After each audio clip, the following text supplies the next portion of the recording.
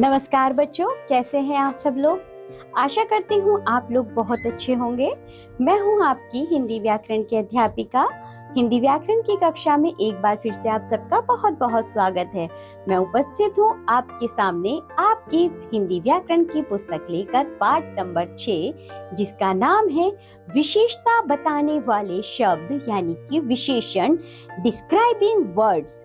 तो बच्चों, आज हम पढ़ेंगे विशेषण के बारे में। इससे पहले मुझे आप ये बताइए बच्चों, हमने पिछली कक्षाओं में जो संज्ञा और सर्वनाम आपको पढ़ाया था, आपने उसकी वीडियोस देखी ना अच्छे से, तो अब आपको तो अच्छे से समझ में आ गया होगा कि संज्ञा क्या होती है और सर्वनाम क्या होते हैं। तो बच्चों, विशेषण शुरू करने से पहले मैं आपको ये बताना चाहती हूँ कि जो संज्ञा और सर्वनाम की विशेषता बताते हैं उन्हें विशेषण कहा जाता है। जैसे कि बच्चों, यहाँ देखिए आपको एक चित्र दिया गया है। यह फूल सुंदर है। तो बच्चों, जो सुंदर शब्द है वह फूल की विशेषता बता रहा है, इसलिए इसको विशेषण कहा जाएगा। यहाँ देखिए एक और चित्र, यह लाल टमाटर है। तो बच्चों, जो लाल शब्द है वह टमाटर की विशेषता बता रहा है, इसलिए इसको विशेषण कहा जाएगा। लक्ष्य लंबा लड़का है। तो बच्चों, जो लंबा शब्द है वह लक्ष्य की विशेषता बता रहा है, इसलिए इसको विशेषण कहा जाएगा। यह छोटा बच्चा है। छोटा जो शब्द है बच्चों वह बच्चे की विशेषता बता रहा है, इसलिए इसको क्या कहा जाएगा? विशेषण। अब एक बात बताइए बच्चों, जितनी भी विशेषताएं यहाँ पर बताई गई हैं वह सभी संज्ञा या सर्वनाम की विशेषता बताई गई है, इसलिए इनको बच्चों हम कहते हैं कि जो शब्द संज्ञा या सर्वनाम की विशेषता बताते हैं उनको विशेषण कहा जाता है।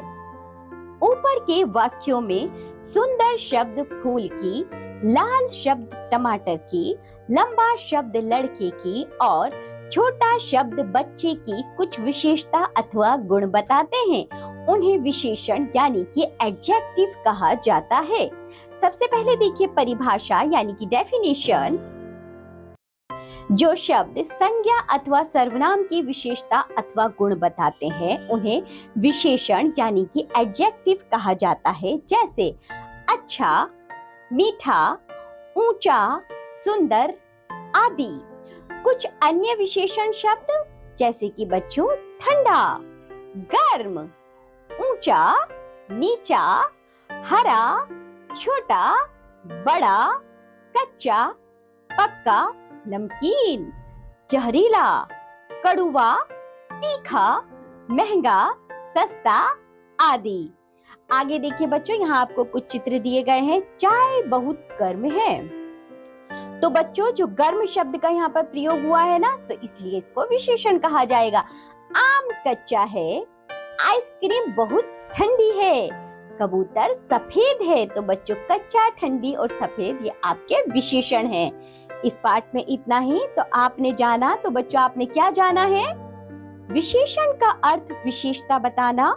विशेषण में अच्छाई और बुराई दोनों बताई जाती हैं। यह विशेषता संज्ञा अथवा सर्वनाम की होती है।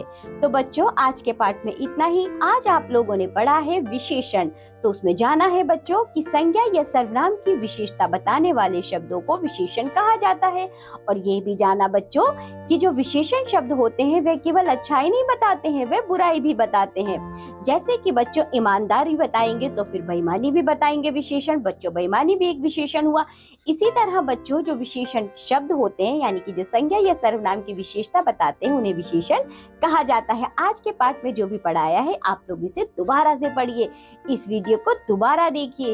एक बार में ना समझ आए, 2 बार देखिए, 3 बार देखिए, 4 बार देखिए, जब तक आपको अच्छे से समझ में ना आए। तो बच्चों, आज का पाठ होता है यहाँ समाप्त।